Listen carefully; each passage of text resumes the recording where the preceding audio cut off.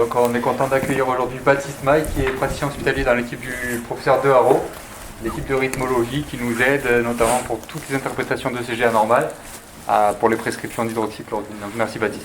Pas de souci.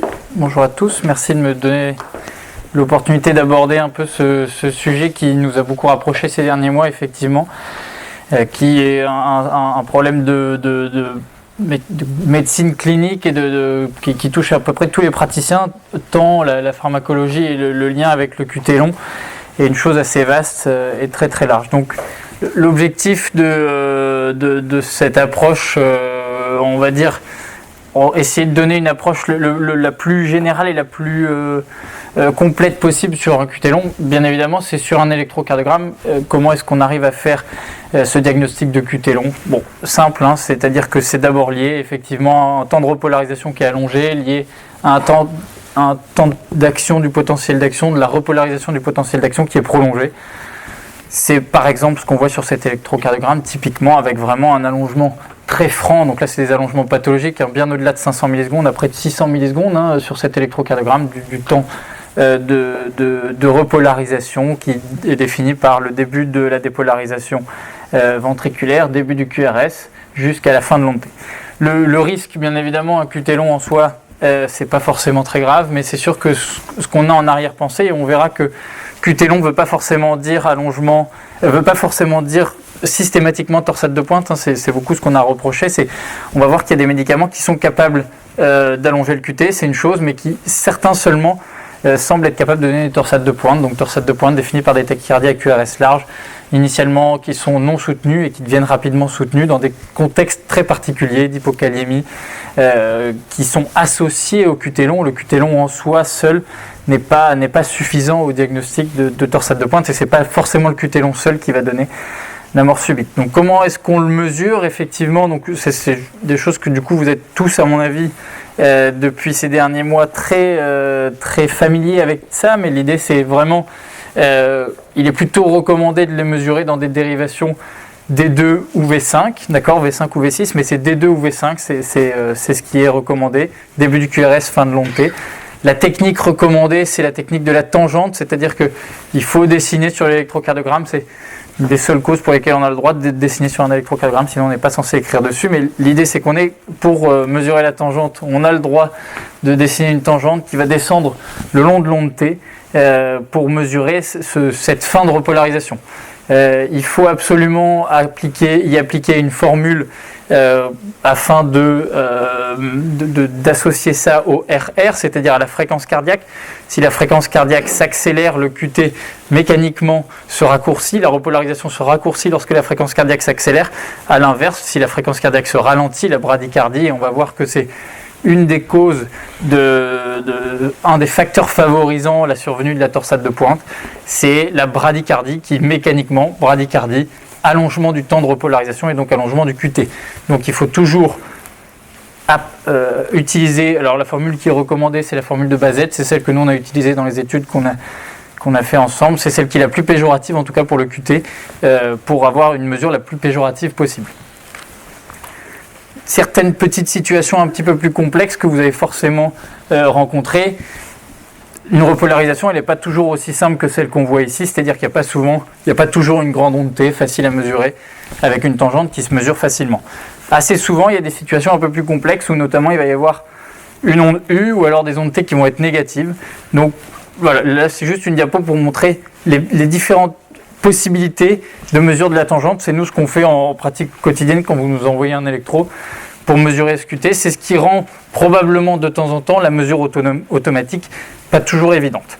Même si, pour donner un diagnostic, théoriquement aujourd'hui ce qui est recommandé c'est effectivement une lecture, pas une lecture automatique de l'électrocardiogramme, mais il faut, pour que ceci soit à risque, il faut considérer donc une valeur seuil qui est au-delà de 500 millisecondes de QT ou un allongement par rapport au QT initial avant le début du traitement, un allongement de plus de 60 millisecondes. Ce sont les deux critères pour parler d'un risque accru de torsade de pointe et de QT allongé ou de QT long.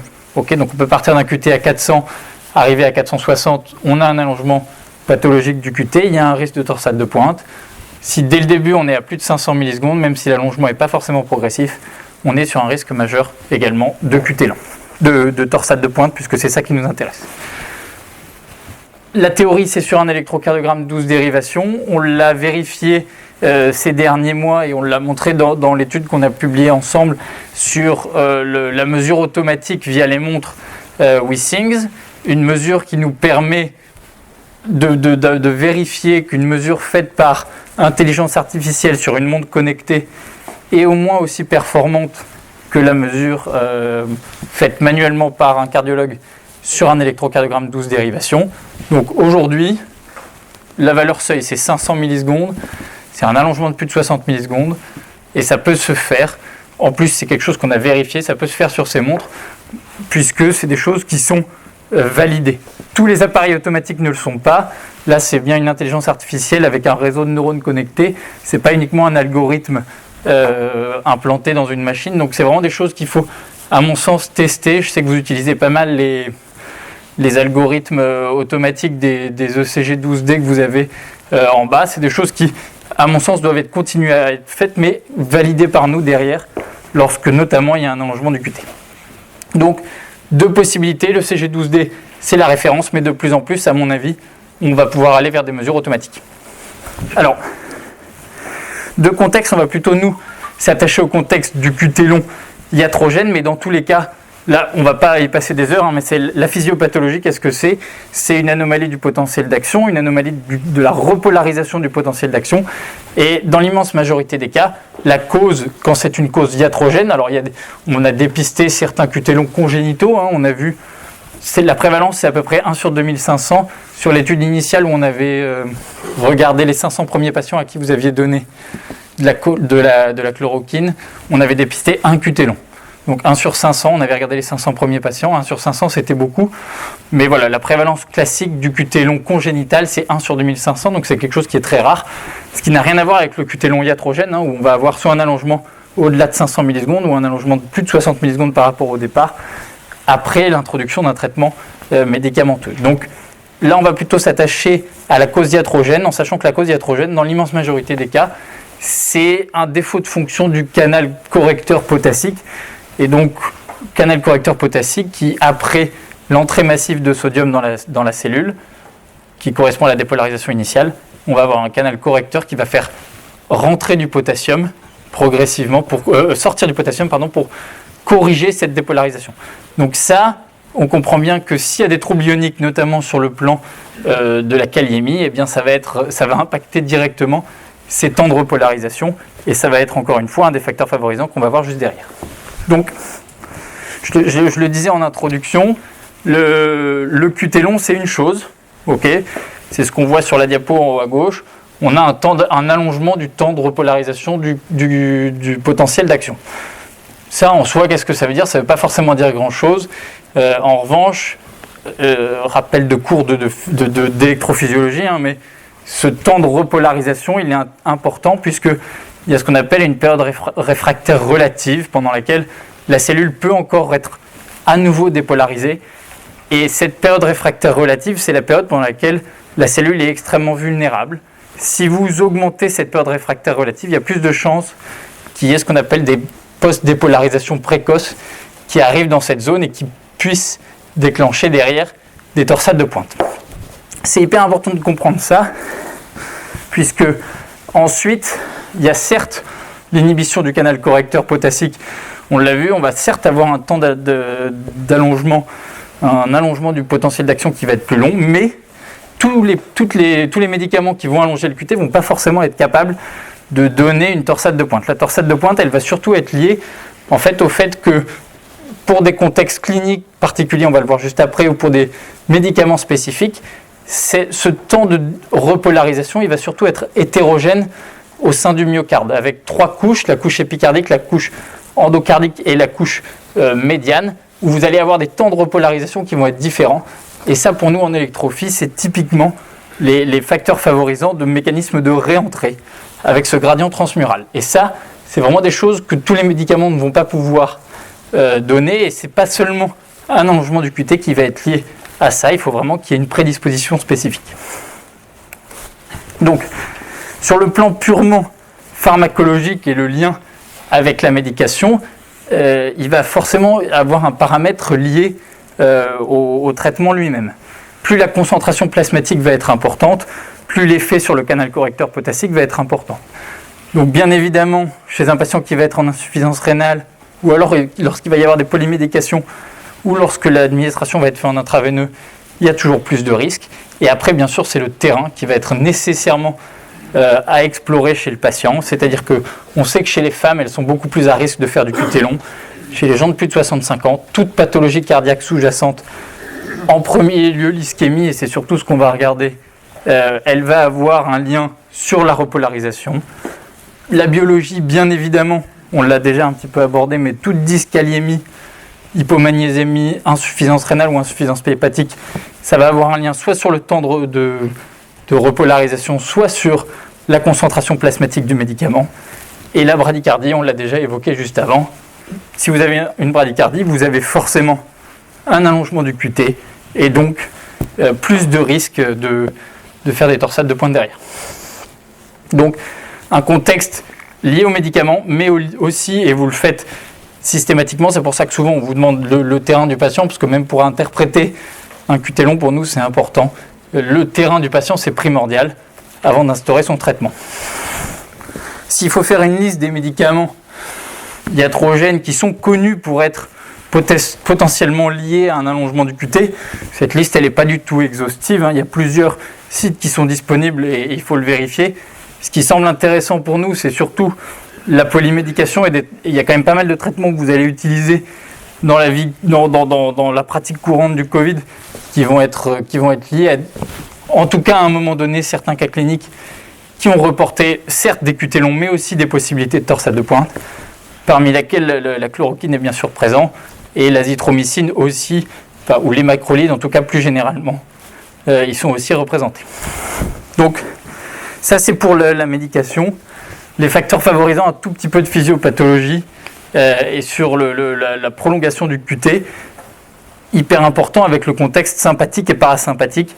Tout ce qui est parasympathique va entraîner plutôt des bradycardies. On l'a vu, les bradycardies, elles vont allonger le QT. Tout ce qui est sympathique et qui va se retrouver peut-être dans le contexte septique ou dans le contexte de patient qui a une insuffisance cardiaque aiguë, ça va plutôt avoir tendance à raccourcir le QT à la phase aiguë, mais au long cours, cette hypersympathie va plutôt, elle, avoir des facteurs de risque liés sur les autres facteurs de risque cardiovasculaires. Donc c'est toujours à évaluer ce contexte sympathique et parasympathique qui, lui, va avoir un impact direct sur le QT. Donc, ce qui a été regardé, et un paramètre hyper important, c'est le lien avec l'ischémie. On vous le demande souvent, quels sont les facteurs de risque cardiovasculaire chez les patients, quels sont est-ce qu'il a une douleur thoracique, est-ce qu'il a une cardiopathie ischémique connue, c'est hyper important parce qu'il va y avoir deux mécanismes d'allongement du QT dans l'ischémie. Le premier qui va se retrouver à la phase extrêmement précoce, c'est l'étude qui a une étude du JACC juste au-dessus, c'est-à-dire que lorsque vous bouchez une coronaire avec un ballon, donc artificiellement lorsqu'on fait de la revascularisation coronaire, au moment même où vous bouchez la coronaire, instantanément, vous allongez le QT. Donc c'est vraiment un impact direct, c'est-à-dire que le patient à qui vous faites une épreuve d'effort, qui fait une ischémie relative lors de son épreuve d'effort, sur l'ischémie, il allonge son QT. Donc à la phase extrêmement aiguë, juste au moment où la coronaire se bouche, il y a un allongement du QT. Et cet allongement du QT, en plus d'une médication iatrogène, ça peut bien sûr favoriser encore plus la torsade de pointe. Donc il y a un allongement très précoce qui lui est diffus. Et sur des cardiopathies ischémiques plus anciennes à distance de l'ischémie aiguë, à distance de l'infarctus, dans les 12 à 24 heures qui suivent, il y a un deuxième allongement qui lui va être surtout ciblé à l'endroit où le myocarde a souffert. C'est ce qu'on voit sur l'électrocardiogramme de droite. Sur les électrocardiogrammes de droite, toutes les zones liées à un sus-décalage à la phase aiguë sont liées dans les heures qui suivent à une persistance de la nécrose. Ça, c'est classique sur l'ischémie, mais aussi avec un QT qui est prolongé. Donc c'est hyper important d'évaluer le contexte ischémique chez ces patients.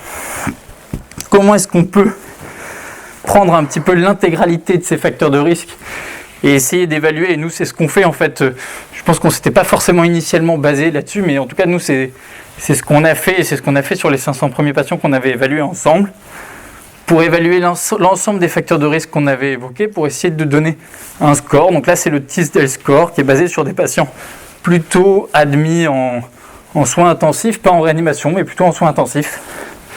Et plus ce score est élevé, plus le risque de faire une torsade de pointe liée à un QT long, et j'insiste sur l'association de torsade de pointe plus QT long seul ne suffit pas. Il faut bien cette prédisposition aussi à être capable de faire une torsade de pointe.